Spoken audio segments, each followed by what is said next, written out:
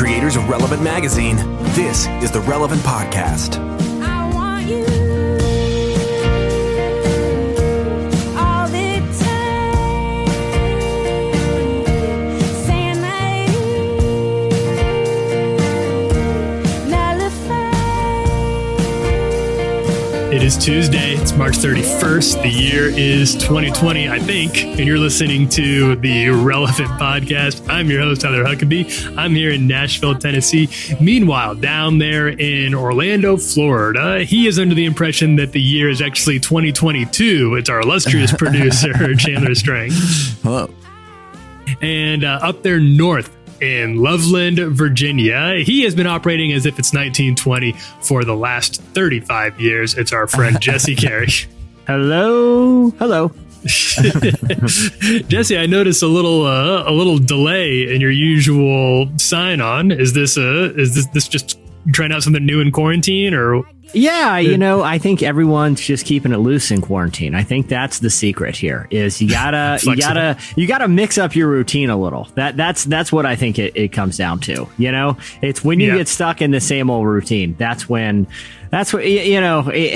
It's tough because it's so weird that like within the course of just a couple of weeks, like how the way that we just think about, day-to-day life has changed so dramatically. Mm-hmm. But like I said, everyone using their own coping mechanisms. Mine is to change the inflection of my voice randomly just to keep people guessing. Chandler, you don't strike me, Chandler, as much of a routine guy. Would you say you're a creature of habit?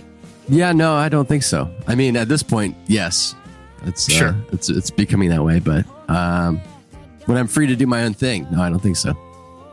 But you found that being in self-isolation has forced you to like adapt some sort of like, I get up at this time, I go to bed at this time. Yeah, a little more. Yeah. But the routines they're not like, it's structured for the sake of structure. It doesn't really change a lot about my life. It's like, oh, now 2:00 is like change out of sweatpants time. And 5:00 is like internet for 5 hours. And now it's 9:30 and I guess I'll go to bed maybe. What's funny too is like, arguably none of us have had more time to work out, or to do things like right. that. But it is harder than ever to actually motivate yourself to do it. Like it's like, all right, well, I'm not really in the mood to get sweaty right now, but maybe in like 3 hours I will want to get sweaty. Like it's just like it's disrupted our normal routines, and it's like for some reason the more time we have, it seems like the less time we have to actually do stuff we want to do. Do you guys find that too? I think that's the case, because I could kind of be like, well, I can't go to the gym. I don't really have a lot of workout equipment in the home right now. Right. So I'm going to take this as my excuse to like not work out. And people will be like, oh, actually, there's all sorts of free options out. Nope. No. It's I think, ironically, man, my body was really needing some recovery time, and I'm going to use this quarantine to just shut it all down mentally. Mentally, obviously I'm shutting it down. Physically, that's becoming apparent too. I'm not using my body at all. And look, man, it is what it is. Church isn't happening. So spiritually, I don't even know where I stand. It's just a total shutdown. It is a reboot. I'm just rebooting. No one worry about me. I think that because I have tried a few of the like the online workout situations, and they give you your virtual coach. Right. Yeah. So you set up, so it gives you a timer, and the coach does things that are like very helpful. Like they'll walk you through, now this number of push-ups, and now we're doing it. Now run in place for a little bit. No, that's fine. That's helpful. But where the spell really breaks for me is when they're like, you're looking great. Or hey, you're doing an excellent job. Like I could be sitting on the couch eating donuts. Yeah, you have no idea. You're not fooling me. I see through your lies, motivation. Like I went through this like years ago, back when it was like the cool thing to do. I did like the P90X deal, which this is, it's probably evolved. There's probably an app or something they use for that now. It's a pretty intensive workout, the P90X. Yeah. It's hard. But when I was doing it, it was like DVDs, and you throw in the DVD, and the worst part was, at least with an app, I'm guessing they mix it up and it changes. With a DVD and you're doing the same workouts week after week, the little jokes that they say during the workout is enough for you to want to take your barbell and throw it into your TV. Like, I've heard you compare like this weird motion to stirring German potato soup 50 times now, P90X guy. Oh, stir the German potato soup. Just kidding. Keep it loose, guys. I am going to go crazy. I'm literally going to go bonkers if I hear you say that joke again. Yeah, it's everyone's adjusting. Everyone's making their adjustments. Was it P90X? Wasn't that Tony Horton? Was that his name? I think so. It was definitely. I think it was. I know it was Tony. I think it was Tony Horton. Tony something. Because I know because he was his first before he struck gold with the P90X thing. He tried his hand at stand up. That was his thing. Did he wanted really? To be a stand-up comedian. Are you serious? So this was round 2 for him, and you can tell. He's incorporating material into the workout. You can see why the stand-up thing was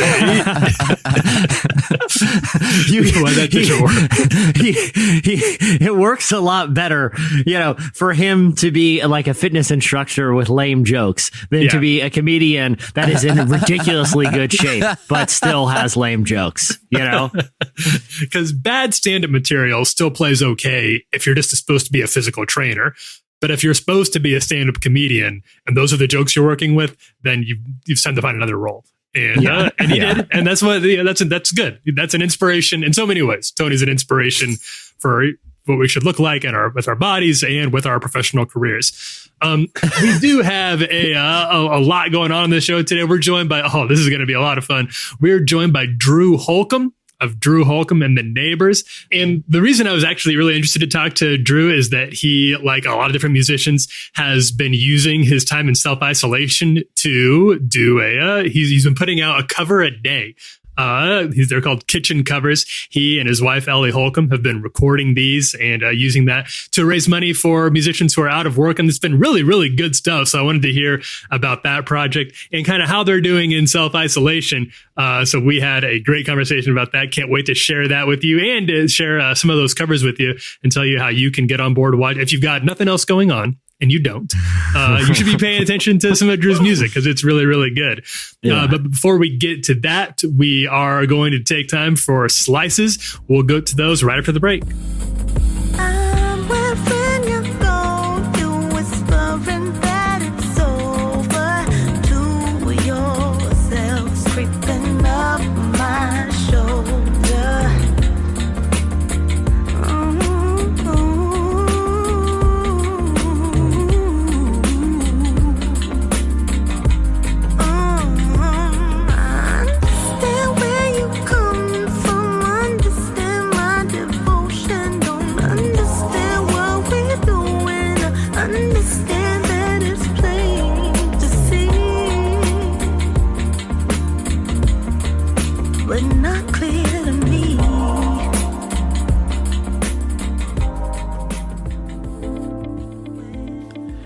Has God put something in your heart to do, perhaps something bigger than just the normal routine of life, perhaps to build His kingdom and to advance His cause?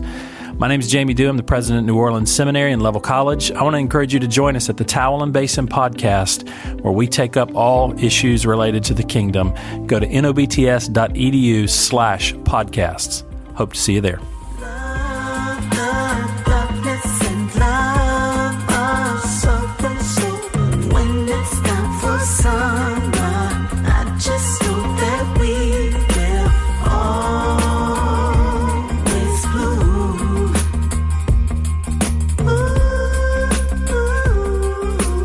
You're listening to Another Lover by Little Dragon.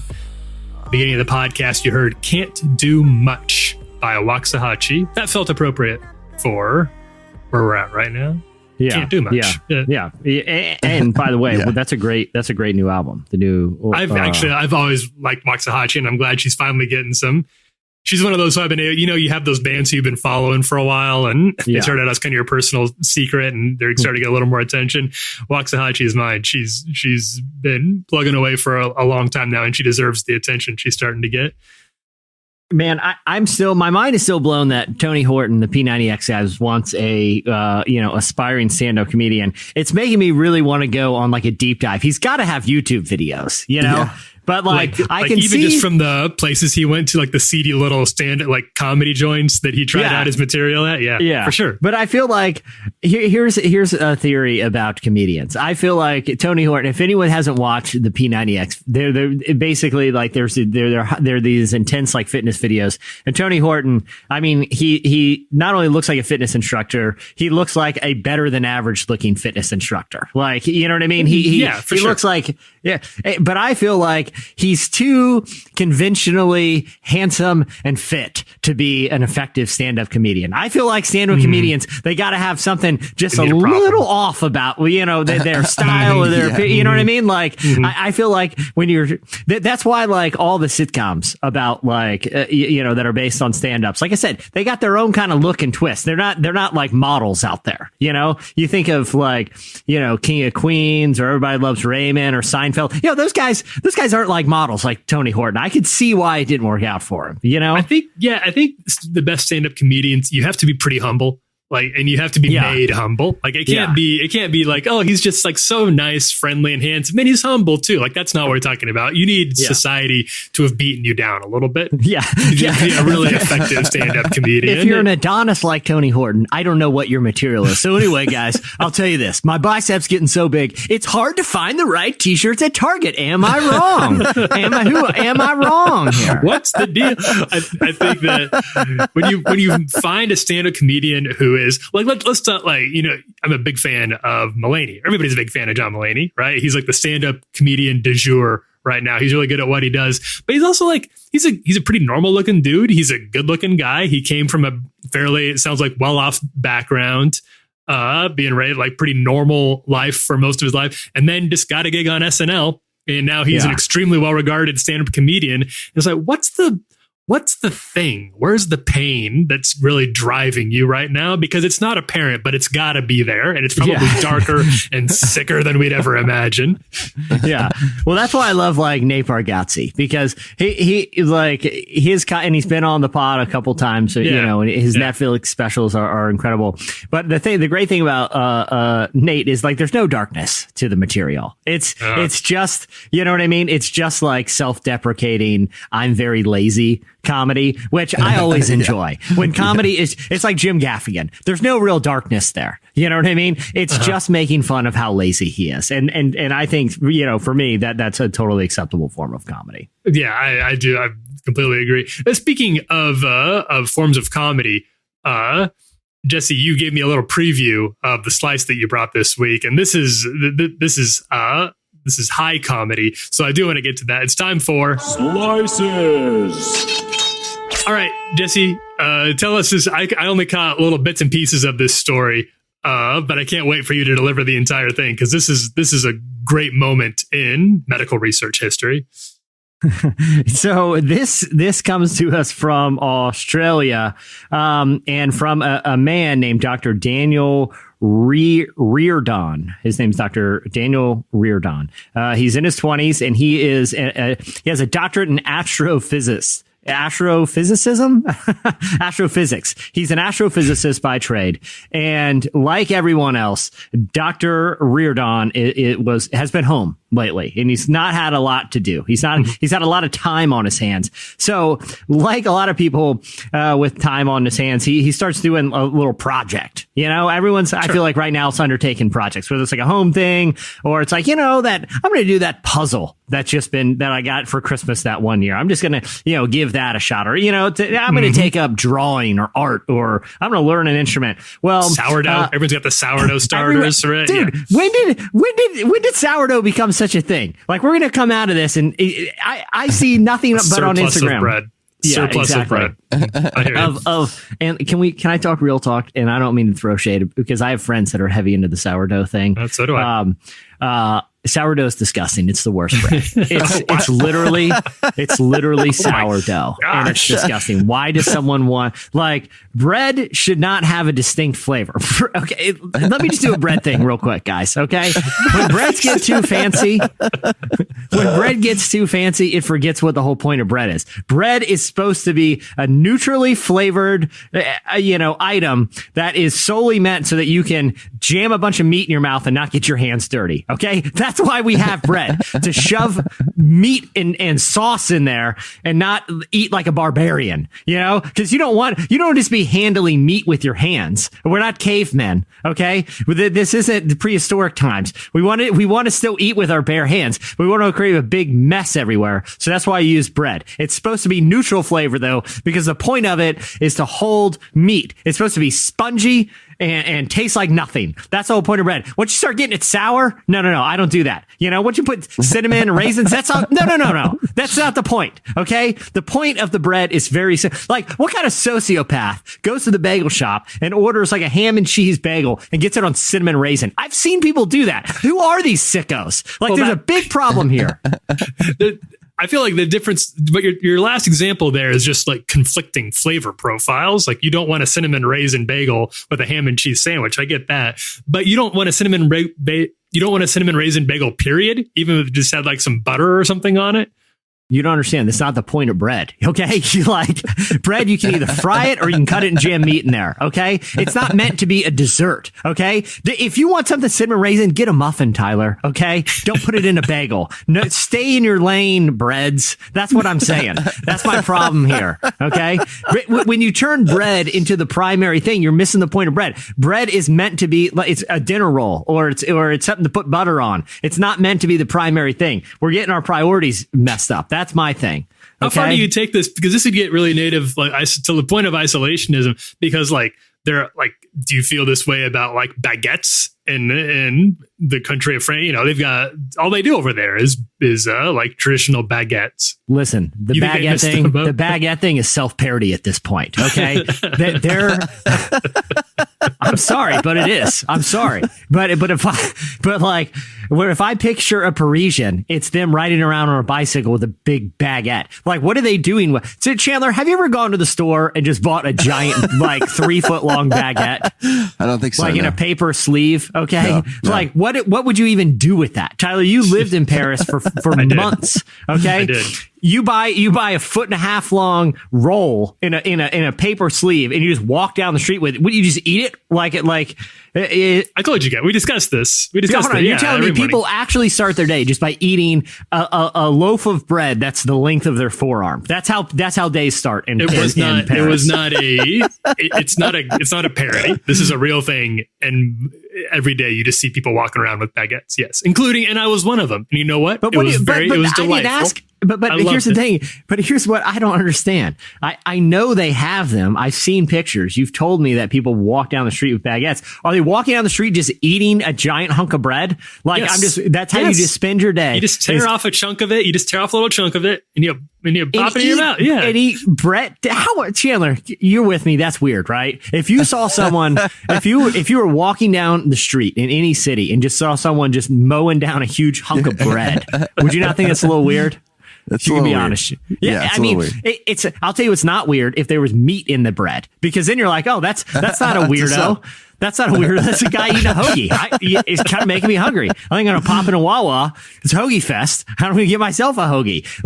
It makes no sense if it's just a big hunk of bread, Tyler. I think you need to wake up to that reality. I embrace other cultures. We are all in this together right now. We're all going through the same thing. Yeah, and I think we should be open to what we can learn from one another, because we're not going to.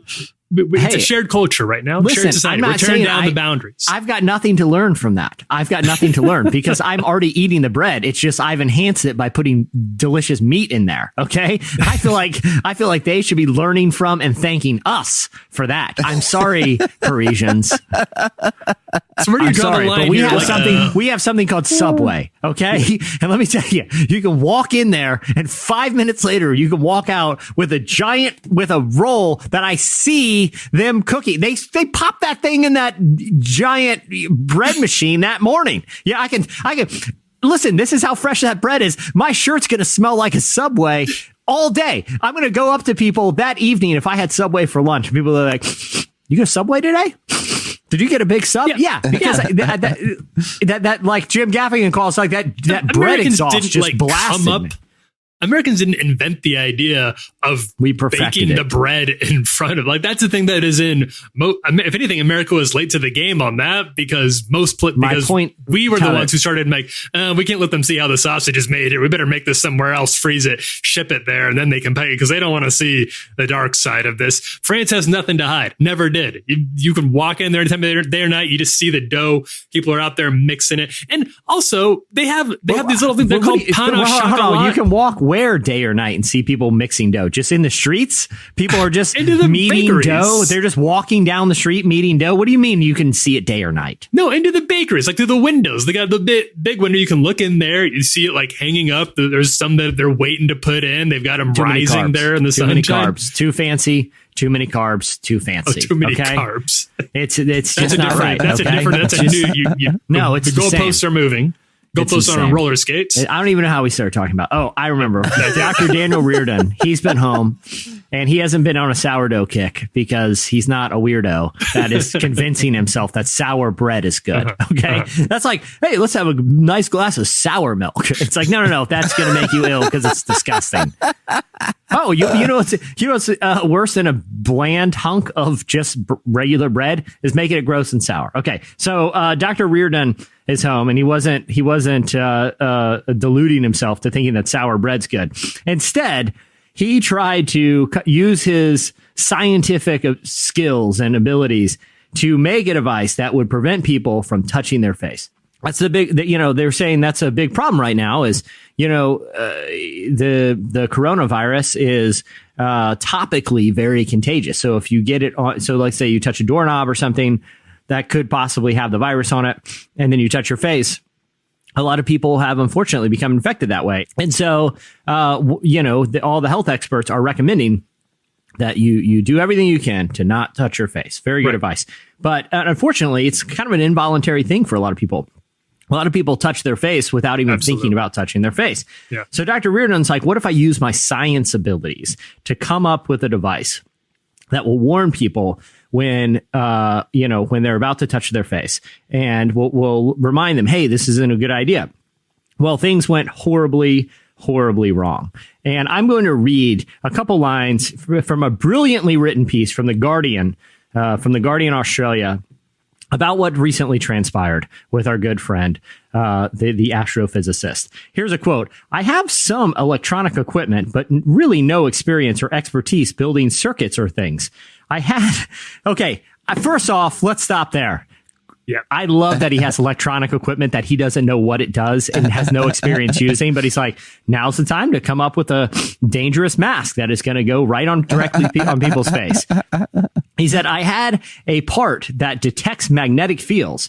I thought that if I built a circuit that could detect the magnetic field and we wore magnets on our wrists, then it could set off an alarm if you brought it too close to your face.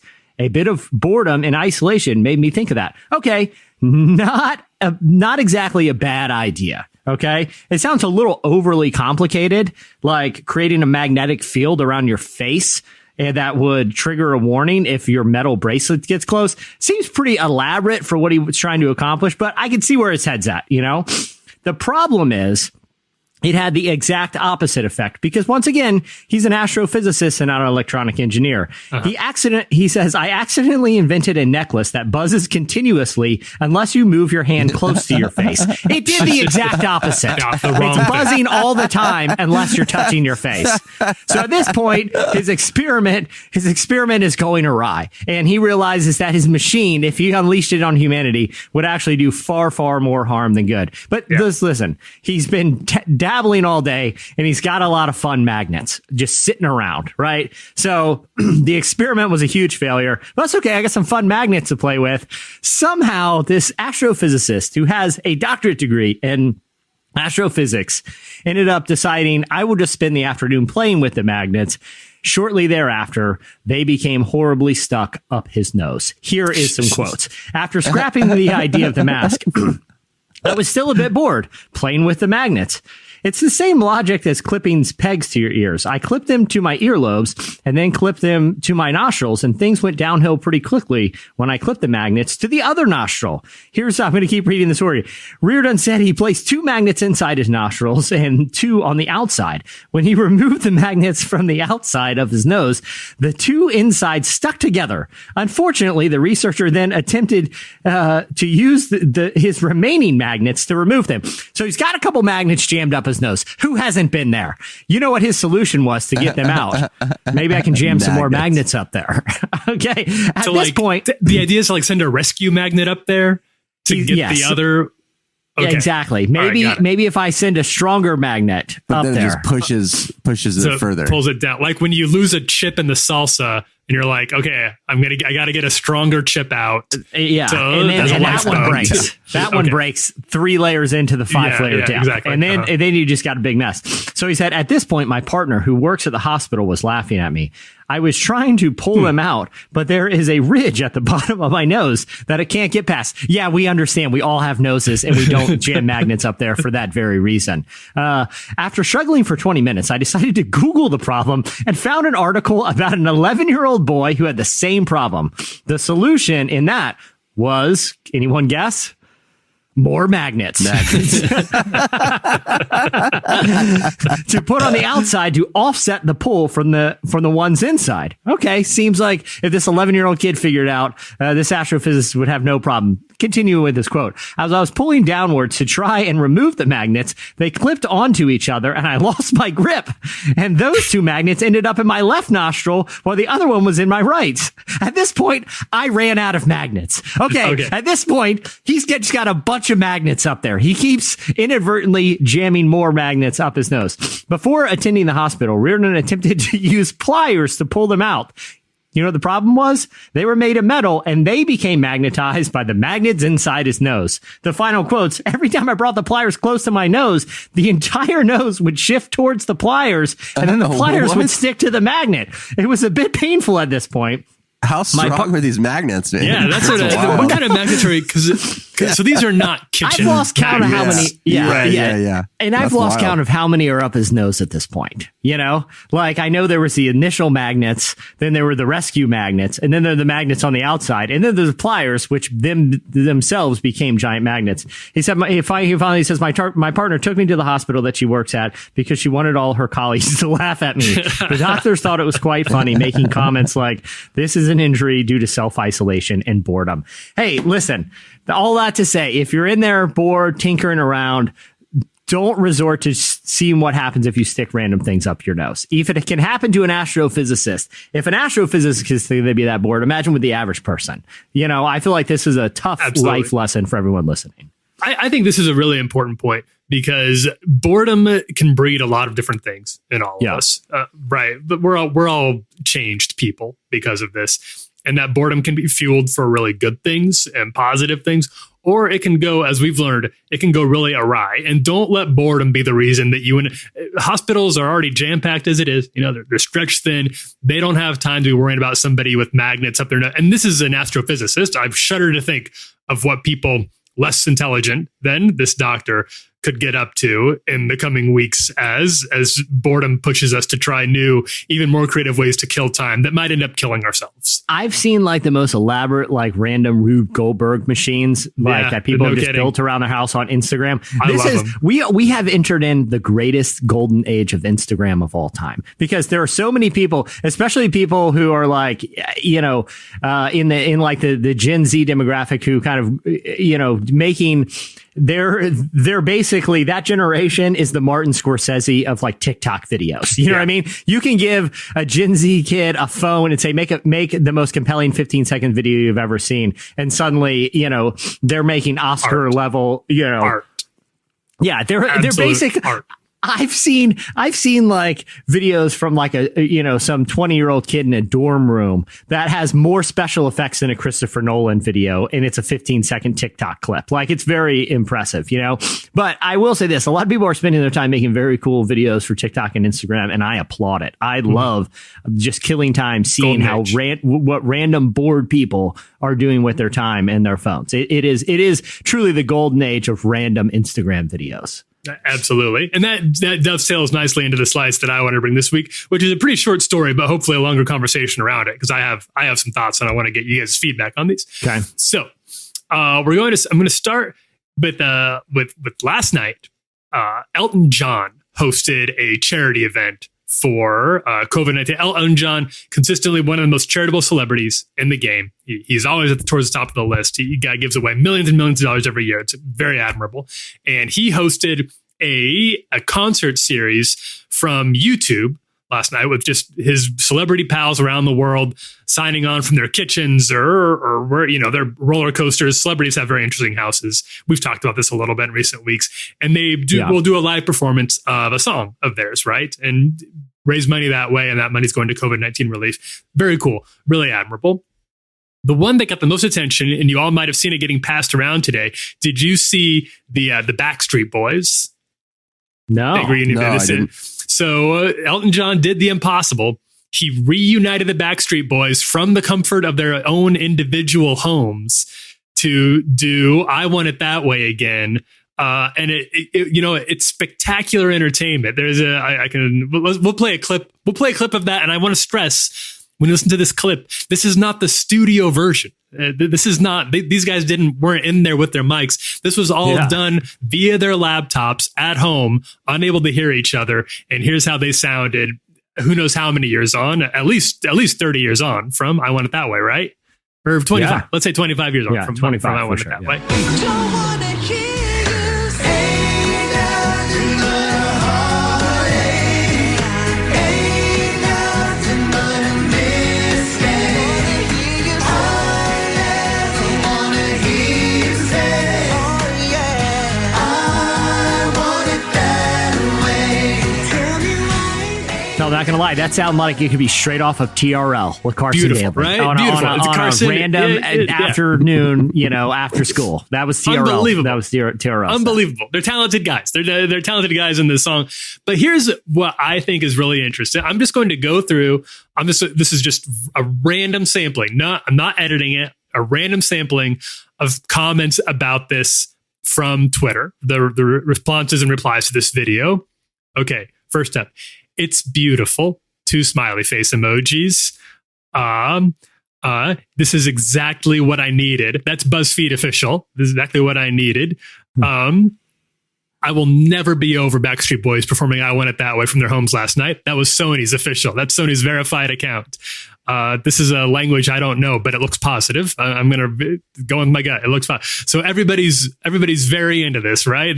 I'm not seeing anything negative. I instantly iconic, hit me right in the heart.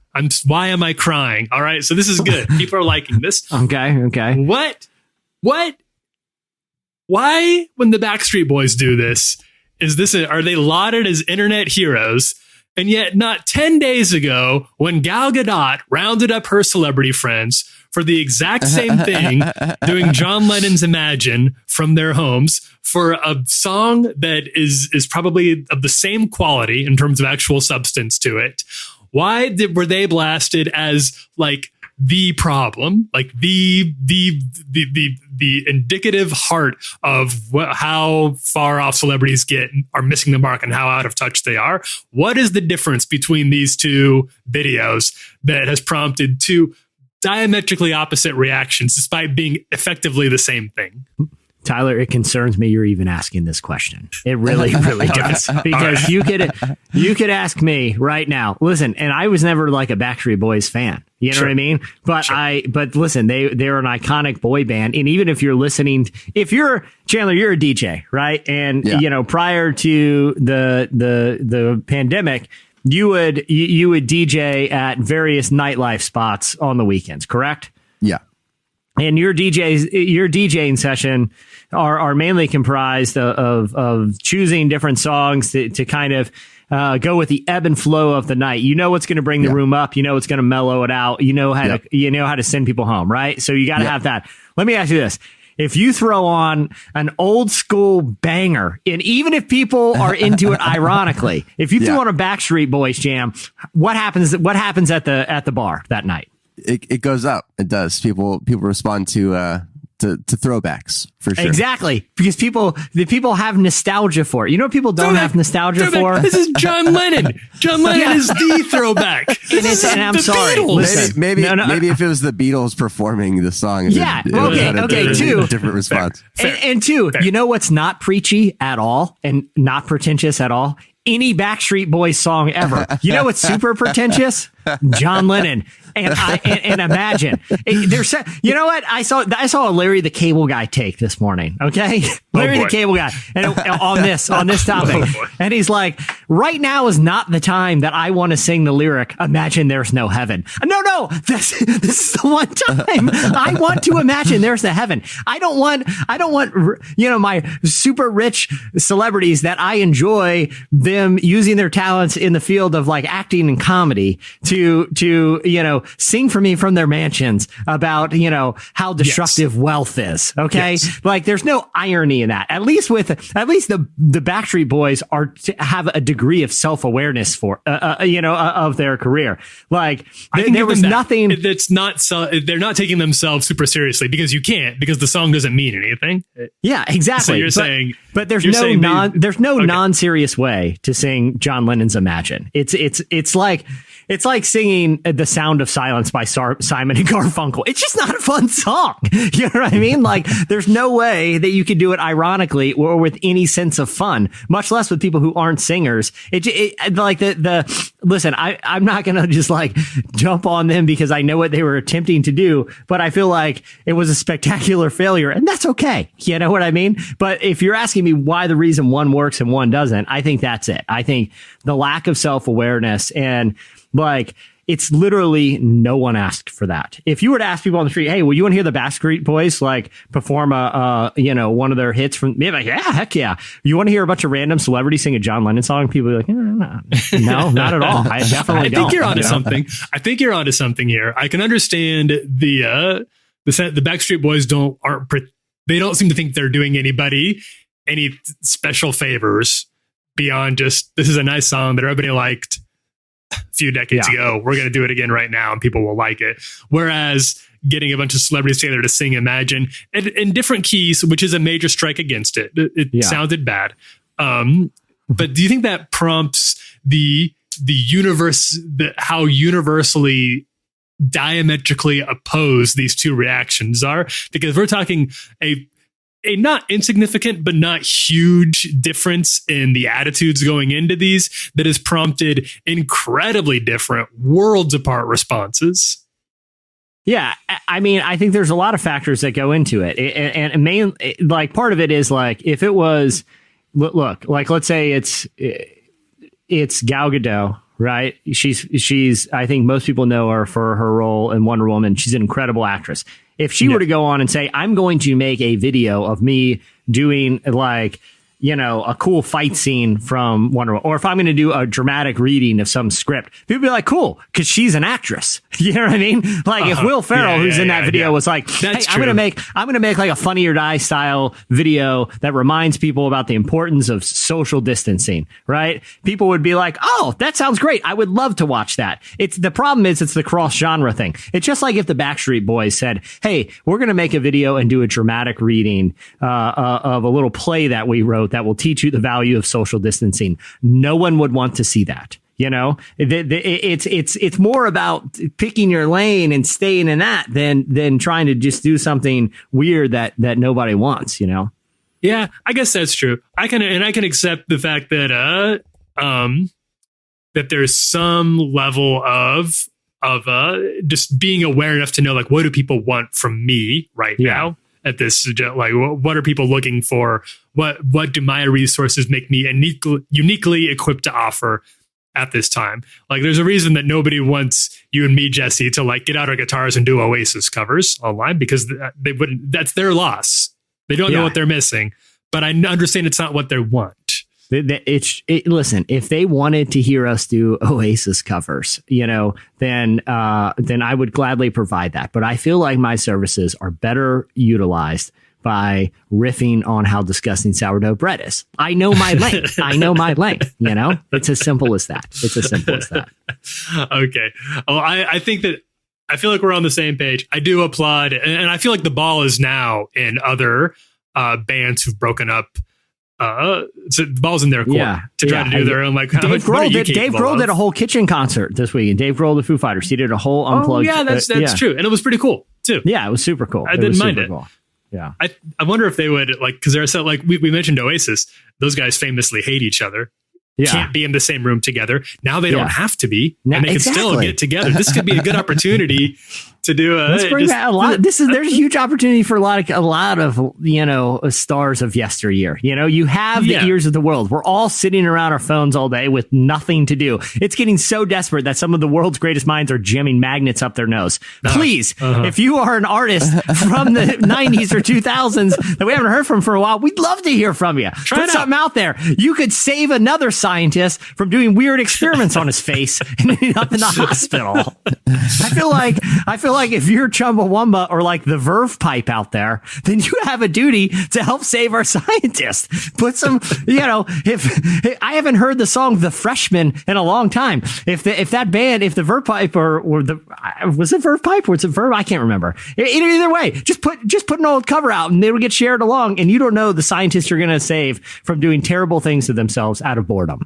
You could even get, and I don't know if this would happen, because I don't even know if these people self-isolate when you get to this level of fame, like if that's an option for you, or if they just go to an island, they pick an island for a while. But you could conceivably get a Watch the Throne reunion with Kanye and Jay. I don't know if Kanye does that anymore. I don't know, swearing, is that something that he's decided against doing, or if he would have to edit the songs to be about God now? But he can figure it out. Yeah. But Watch the Throne, God's on the throne. There's a pretty easy Christian remix there, just waiting. He's been doing Christian remixes of all kinds of songs. Why not remix his own? He's done it. Yeah. And everyone would watch too. Use your own material. I would watch. Including if they announce that, hey, Kanye and Jay are doing a Watch the Throne kind of reimagining from their laptops live. Do you know how many scientists would have like lasers and magnets and weird circuit boards that they're about to connect to their face and end up in the hospital? And they're like, I'll probably put these down for a while. Watch this concert. Exactly. Saving the lives of our best minds, They're going stir crazy like us, man. Yeah. Well, if you're a band out there and you've been sitting on that, they're like, should I email the guys and see if they want to get together for one more round? The answer is yes. The answer is yes. Now is the time. The world needs you. We're going to be here till the end of the month, apparently. So shoot your shot, man. Yeah. Who knows? Yeah. Who knows where it's going to go from here? All right. Well, that'll wrap it up for Slices. Stay tuned. When we come back, Drew Holcomb joins us.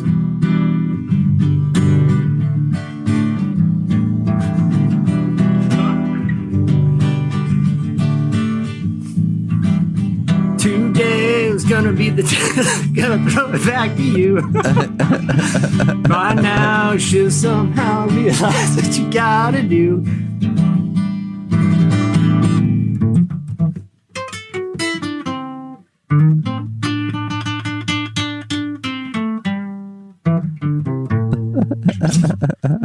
All right. That was Oasis with Wonderwall, or was it? No, that was actually our own Jesse Carey. What? Doing an Oasis cover.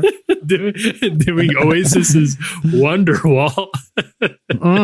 Well, see, that's what Powerful. people don't want. That is a primary example of what people don't want.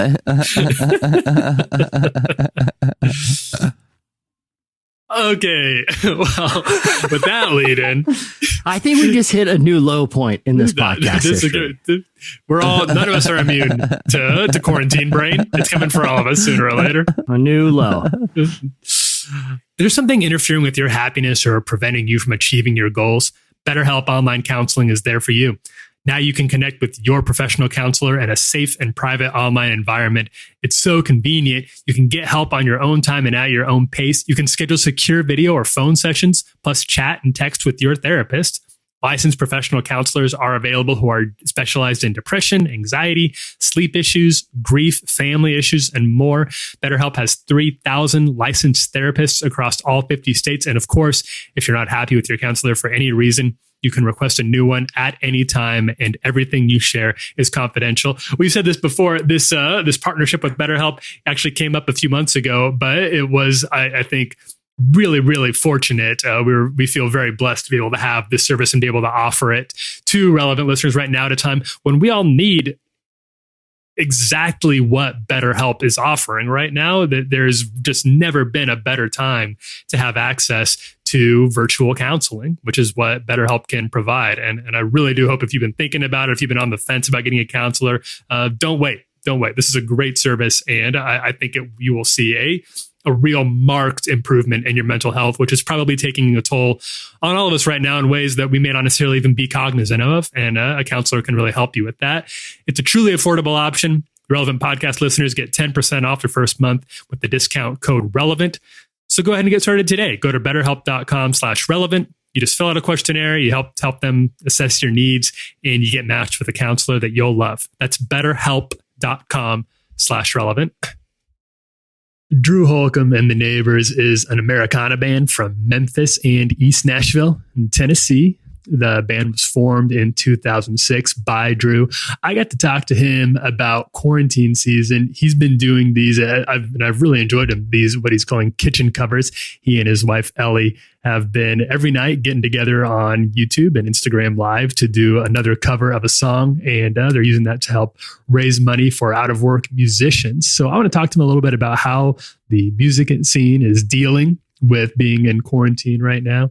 And also wanted to ask him a little bit about why he's doing these kitchen covers. But before we get into the interview, here's a little clip of a song that he did with his wife for these kitchen covers. It's Long Monday by John Prine. John Prine, his family has revealed that he does have COVID-19 right now. So that's why he chose this song. He told me that he's praying for John and hopes that this song helps the family and everyone else who's stuck inside right now. Here's a clip. Soul to soul, heart to heart, and cheek to cheek. Come on, baby, give me a kiss that'll last all week. The thought of you leaving again brings me down. The promise of your sweet love brings me around. All right, so the first thing I wanted to ask Drew about is just the music community in general. How, for those of us on the outside, how is this affecting musicians and people in the industry, and what are they doing with this time? Sure, I have three thoughts. One is that I've, even though everybody's sort of facing a massive amount of sort of unknown future, which is true for everybody, but I do think the idea of like large gatherings is going to be one of the last things to come back online. And there's no timeline on that, really. I think for a lot of people, there's just a lot of questions up in the air. So the touring musician world is sort of just completely, up in the air. But I feel like everybody's checking in on each other. At least that's what I've seen. I mean, I've seen a lot of vulnerability from, friends like my friend Brian Elmquist from Lone Bellow, who's been sober now for a couple of years, is reaching out and saying, hey, if isolation is really bad for people like us. If you need somebody to reach out to me on social media. So I think people are making themselves accessible to each other, which is a really cool thing. I think, secondly, I think there's a lot of people scrambling to figure out how to sort of make a living at sort of, social distancing 2.0, whatever that's going to look like, and as we sort of find out in 4 to 8 weeks, what's next. So I think that's sort of, on a lot of people's minds, but then there's also been a lot of, there's a lot of really good things happening for people who are in immediate trouble. There's all these different relief funds, music cares, et cetera, that are, I think people are being really generous. I mean, we did this concert last night on Instagram Live and Facebook, put up our Venmo just so we could pay our band and crew for all the lost work. And we're going to be able to cover like at least a month and a half just from that one thing. So I think there's just like a general generosity out there, but at some point that stuff's going to kind of run out, and the 2.0 question is going to raise itself. There's something that Drew pointed out that I wanted him to kind of expound on is the fact that during times like this, it's so we often turn to music. Music is often a communal experience. We like playing songs. We like hearing people sing. We turn to things we've been listening to, and in this case, all that's been taken away because we can't go to these shows. We can't sit around the campfire and sing. He had some thoughts about what that means for our national mood right now. At the end of the day, music will certainly rise up out of the ashes like anything else. I mean, that's one of the strangest things about this. You mentioned the sort of global crisis.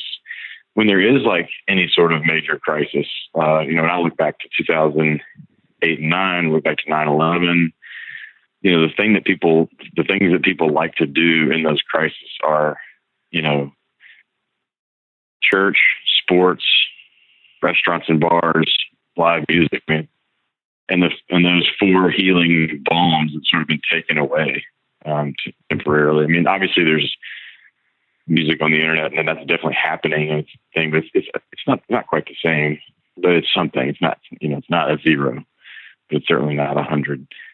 So I think in some ways, I read somewhere the other day, there's just like, it had nothing to do with music, but it was just talking about the virus and it's saying hope for the best, plan for the worst. And that's sort of my mentality right now is, how do I make sure I can keep my people, paid and not in any sort of dire situation in the meantime while we try to figure out what's next. So that's why I think these covers are so important, because it's not the same thing as gathering around in a big space and singing together, but it is something it's the closest we can get, and doing these covers in some ways is even more vulnerable, I think, than doing a show. You're seeing your artists, your favorite artists in their kitchens or on their couches, and there's a little bit of the artifice stripped away. So I wanted to know if you felt like this was more vulnerable in some ways. I've had musicians and friends that have called me and said, "Hey, it's cool you're doing this, but I don't feel like I can do it because I can't control the audio," or like, I don't know, it's like, you're basically beholden to the iPhone or the, whatever your device is, camera and microphone. And, we've sort of always been known as like a little bit sort of grassroots, homegrown anyway. So it's sort of, it sort of lines up with our ethos over the years, but it is pretty weird, especially like last night we did a concert and you finished a song and it's just like the silence of the screen. I mean, you can look at all the little hearts that are being sent up, but that's not the same as like an applause or any sort of crowd response. I will say it's not that dissimilar, honestly, from being in the studio though.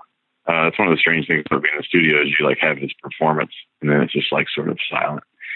So it's a weird thing. It's sort of like being in the studio with like knowing that everybody's watching on their phones, on their screens. It's like live streaming a studio session. So it is weird, but it's honestly the feedback is sort of delayed, because then you go and like read the comments and people see that people sharing stuff, and it's been pretty fun. It's been a great thing, I think, just to offer out there, but also for me, it's given me a creative challenge every day in this sort of Groundhog Day environment to go like, okay, like I'm gonna go learn a song that I don't know, and sometimes they're difficult melodies, outside of what my sort of instincts would be, and so I'm learning a lot as well. I think that'll serve me, and it gets me up and at 'em and gets me doing something. Some of these days where it feels like my kids are looking at me like, "What are we doing today?" And I'm like, "I don't know, staring into the abyss, having an existential crisis. What are you doing?" So I really appreciate Drew and Ellie and everything they're doing for the community, for the people who work with them, for Nashville, here in Nashville. We really appreciate them. And I hope that you'll check out his music. Dragons is out now. You can donate to the cause that they're trying to raise money for at Magnolia Music on Venmo. Magnolia Music on Venmo. Everything goes to their team, and 20% will go to musicians affected by the pandemic. So that was it for Drew Holcomb. Up next, we have some more quarantine season genre recommendations for you.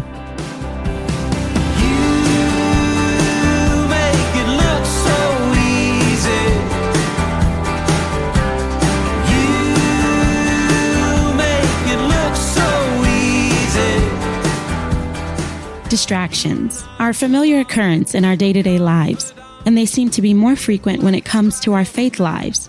We have thousands of voices disrupting us, and all too often we listen to them.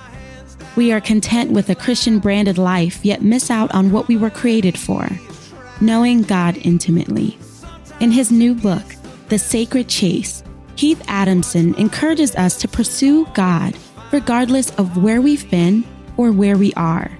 The Sacred Chase is a book for anyone who longs for a deeper connection to God, who has felt far from peace and hope, and who needs the assurance that God is both interested in who they are and accepts them. Take a step forward in your faith walk and discover that you're as close to God as you want to be.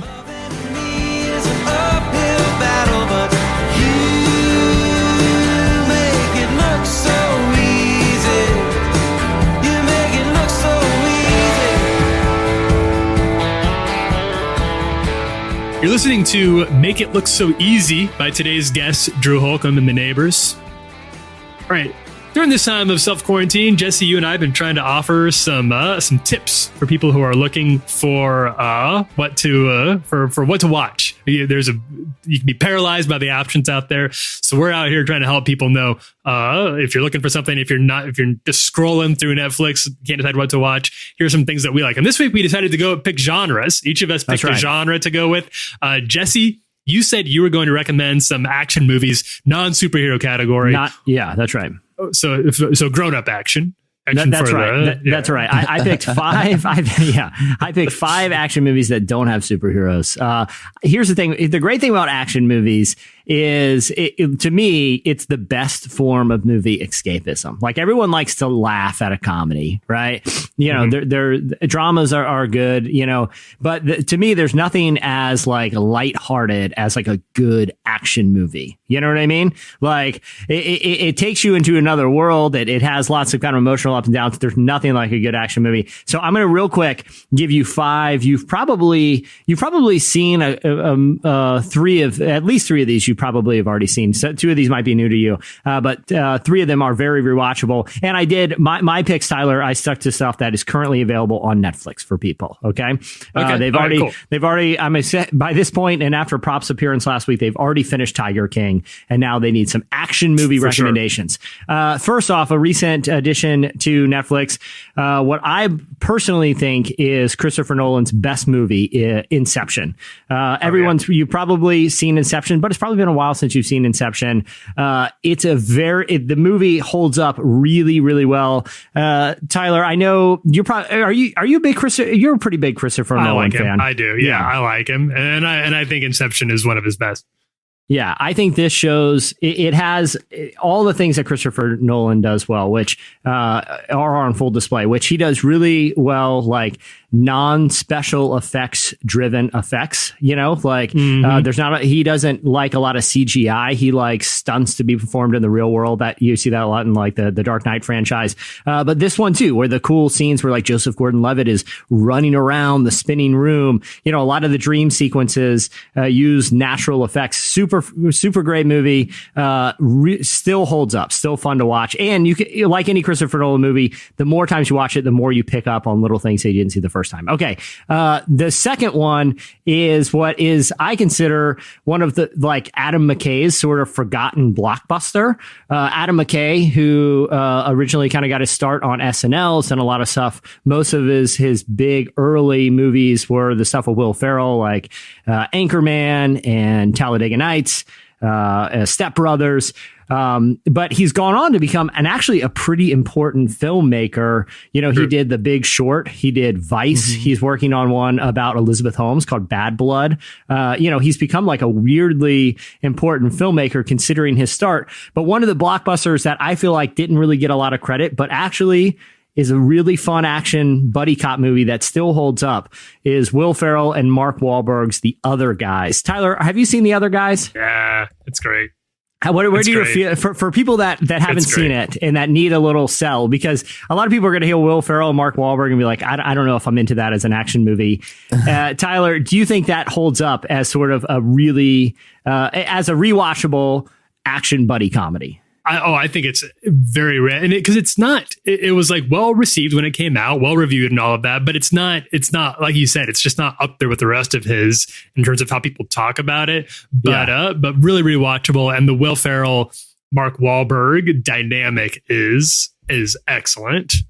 Yeah, it's both of them doing it's Mark Wahlberg at his most self-aware, because there's a lot of times Mark Wahlberg is very unself-aware. This is a movie where he kind of plays into his persona, and it's really, really funny. Okay, so Inception, The Other Guys. Okay, this is an indie film, and I may have recommended this years ago. It is a fantastic movie if you like early Wes Anderson. So like Rushmore, Bottle Rocket era Wes Anderson movies. There's a film called Band of Robbers, and it is about a couple. Have you seen Band of Robbers, Tyler? No, I haven't. No, this is a new one. No, I haven't either. So it's sort of in that sort of Wes Anderson. It's a very stylized movie, but it's about a group of young bank robbers. So sort of that Bottle Rocket type of storyline.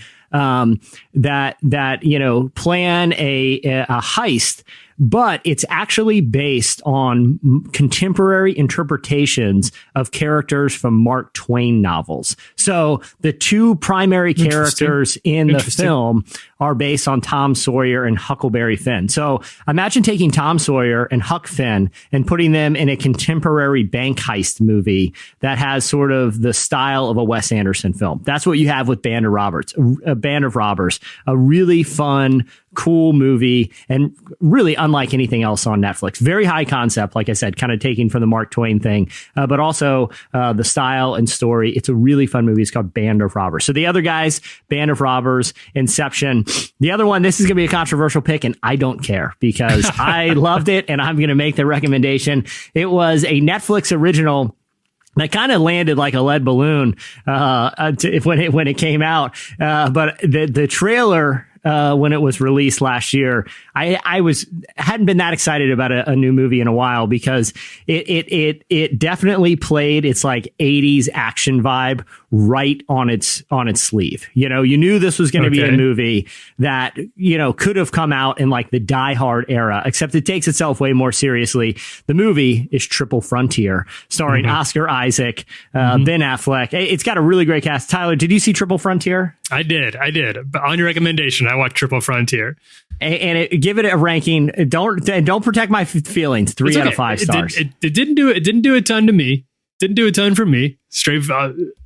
Yeah. But the cast is phenomenal. I would say it's almost like there are, in my opinion, and I think Jesse, you maybe mentioned there's 2 movies, and one of them is pretty good. Yeah, exactly. So the plot.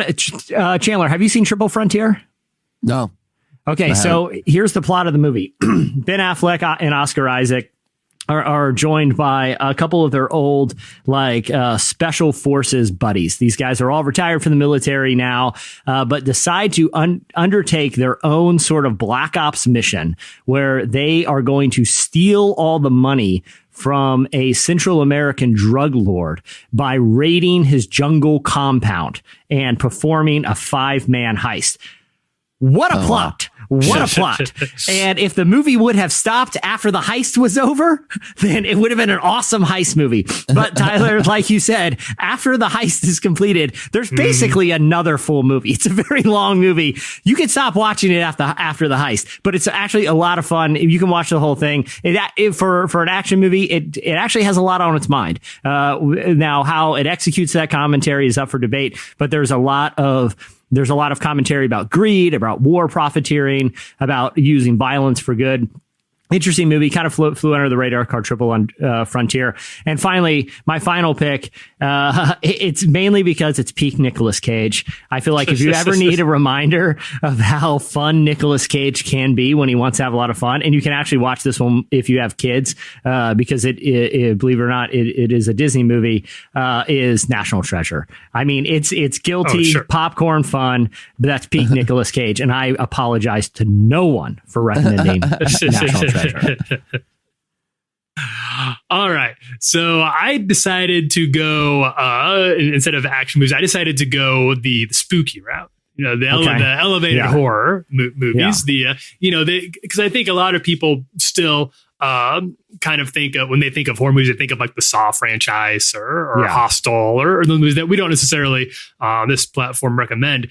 But if you like spooky stuff, and you want to be stressed out by something that has zero stakes, like a movie that you can pause anytime, these are some recommendations that sometimes that helps me a little bit. And if that helps you too, then I can tell you that these are going to be light on the sort of exploitive torture porn type content that tends to give this franchise, this genre rather, a bad name, and will hopefully give you be actually a really interesting story and artistic experience for you.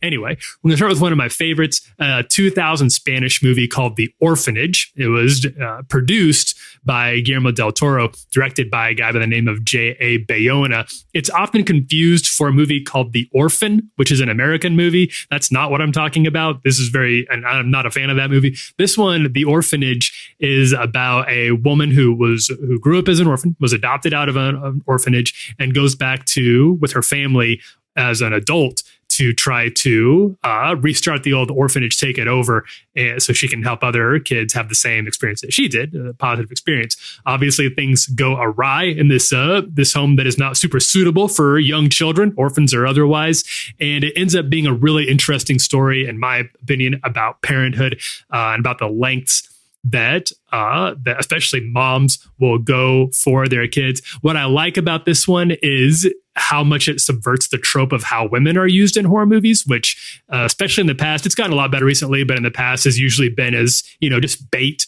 or shooting practice for whoever the movie monster is. But in this case, it's quite different. And the star, who's played by a woman named Belén Rueda, is an extremely interesting, extremely competent horror movie heroine. She's scared, but she's also she chooses again and again. She doesn't just do the dumb thing they do in horror movies, like, why are you going in there? You understand why she makes the moves that she does and takes the actions that she does. And it's a really interesting look at that sort of motive. So The Orphanage, it is very frightening. I won't sugarcoat it for you. It'll lead to some sleepless nights, but it's a really great story. Just what you want, and just what you want in a global pandemic. Yeah. Another sleepless night. But this one is about creepy orphan ghosts, so not a big deal. It's actually far less scary than a global pandemic that is out of control right now. Another one that came out just last year and was such an interesting part of the zeitgeist. I'm sure a lot of people saw it, but it is available now to rent. You can find it at home if you missed it somehow. I gotta recommend Us, Jordan Peele's movie starring Lupita Nyong'o. Us. I want to take a moment here to address elephant in the room, which is that a lot of people are just like, well, I just don't like scary movie. I'm just like, they just get too scary for me, and I don't like what they do to my emotional, and that's completely understandable. That's fair. I think that's totally fair, and I'm not telling anybody I'm not saying that these aren't going to do that, because these movies are scary. I do think Jordan Peele's movies tend to be a little less scary than your average horror movie. They're part of the horror thrillers. Yeah, but yeah, they're a little more excited. You're pretty short on like big bangs and things that make you go jump, and things that jump out of the shadows, the jump scares, the scare cuts, pretty light on those. It's more about mood and atmosphere. So if that's the thing that you're worried about, then I'd recommend that you give this a shot. You can even sort of cheat a little bit, and if you want to go online and check out the Wikipedia entry to give yourself a little bit of spoilers so you know what's coming, then that might be helpful for you. But Jordan Peele's very interesting filmmaker, and Us is very, very good. And it's got a lot of ideas. It's got a lot of big themes on its mind. That's a very fun movie to try to unpack and think about its messages about class, about privilege, about family. It's a really fascinating movie to think about after you watched it, Us. Yeah. And then the last one, this one, this movie that came out last year as well. It didn't do very well, actually, in the theaters, which is too bad because I thought it was quite good, although I can kind of understand maybe why it didn't play super well. But Dr. Sleep is the Ewan McGregor starring sequel to The Shining. It came out about 40 years after the first Shining movie. And this one was directed by Mike Flanagan. It was adapted from Stephen King's own sequel novel, which was published in 2013. Did either of you guys catch that, or do you have any interest in the Shining sort of franchise? I'm certainly interested. I mean, Kubrick is a genius, and I feel like The Shining, for anyone who's considers themselves a fan of film, is worth watching, even though it's still a horrifying movie. So I'm interested in seeing Dr. Sleep. How does it compare? Because I know Kubrick famously took some liberties with Stephen King's original novel that Stephen King didn't like. But from what I understand, Dr. Sleep is more faithful to King's work. How does it match up in terms of like watching it as a sequel to the film The Shining, Tyler? So, which is probably a point of controversy depending on how you feel about The Shining, because this is very much a sequel to the book, to the Stephen King book, instead of being a sequel to the movie. And if you've read one or watched one, or you're aware of the differences, that's a pretty marked, it's a pretty important change. But it is a change, and I think it was a good choice. And obviously, it got the approval of Stephen King, which is important for one like this. Didn't do well in the theaters again, but I do think it is if you tend to like Stephen King's general vibe, which is obviously he likes scary stuff, but he also is really interested in the ideas of the things that can beat back scary things, things like family, community, love. I think that this is very faithful to that worldview, and it exists in service of that. And I think that I think you'd like it. Obviously, none of these are great for like the whole family, if you've got young kids or anything like this. But if this is something that the kids are in bed and you can't sleep, this will not put you to sleep. None of them will, but they will be. But if you're into this genre, then I think you'd potentially enjoy those movies. Love to hear more. And with that, I think that'll probably wrap it up for us. Hey, I've got to say thank you to Drew Holcomb for taking time to talk to me today. Really do love Drew's music. Love whenever Ellie is able to join him. You can follow them at Drew Holcomb Music on Twitter and Instagram and on YouTube as well. And you can see what they're doing their kitchen covers there at the end of the night. Maybe if we're lucky, we can get Jesse to strap on the guitar. Listen, I was just gonna make the offer to Drew and Ellie and any professional musician. You've heard the chops. You've heard what I can bring to the table. You got a taste. Now, if you want the full steak, just give me a call and we'll see what we can do. So that offer is in there for any professional musician, and it'll be my gift to the world right now. So you're welcome, everyone. And hey, I also want to say thanks to BetterHelp.com. Go to BetterHelp.com/relevant. Fill out the questionnaire to help them assess your needs and get matched with a counselor that you'll love. BetterHelp.com/relevant. And hey, as long as you're on our Apple Podcast page, subscribe to Relevant Daily. It's where I bring you the top 3 stories at the intersection of faith and culture, Monday through Friday. If you want to stay up to date on everything that we're talking about, head over there to the Daily. And with that, we'll wrap it up. Jesse, you going to take us home? Come on, Tyler. You do the Lady Gaga part. We're waiting on you. The world is waiting. You failed the world, Tyler. You had your chance. I'm not gonna. You just talked about. All right, Chandler. Tell you what. From me. Tell you what. I'll be Bradley Cooper. You the Lady Gaga part one more time. I don't even know. Tell me something. Fine. I'll do both parts. Tell me something, boy. Fine. You forced me to do both. I will be doing the parts of Bradley Cooper and Lady Gaga. Now I need silence right now. You're welcome, world. Well, hey, thanks everybody. We hope you all are staying safe out there. And with that, we will wrap it up. I'm Tyler Huckabee. I'm Chandler String. I'm Jesse Carey, and once again, I'll be performing the parts of Bradley Cooper and Lady Gaga. Have a great and safe week, everyone. We'll see you on Friday.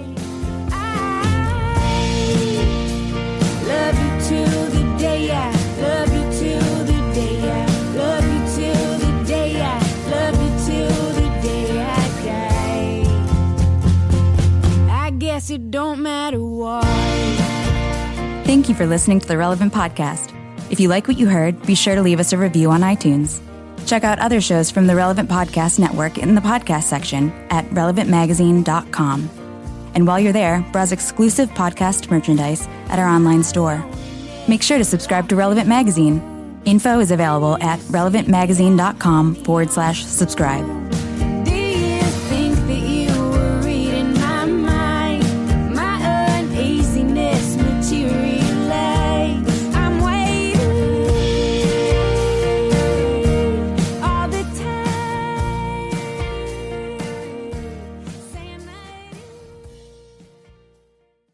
Today is gonna be the gonna throw it back to you. By now, you should somehow realize what you gotta do. Relevant Podcast Network. Time is precious, and so are our pets. So time with our pets is extra precious. That's why we started Dutch. Dutch provides 24/7 access to licensed vets with unlimited virtual visits and follow-ups for up to 5 pets. You can message a vet at any time and schedule a video visit the same day. Our vets can even prescribe medication for many ailments, and shipping is always free. With Dutch, you'll get more time with your pets and year-round peace of mind when it comes to their vet care. Go to Dutch.com to get vet care that is always there for just $92 a year.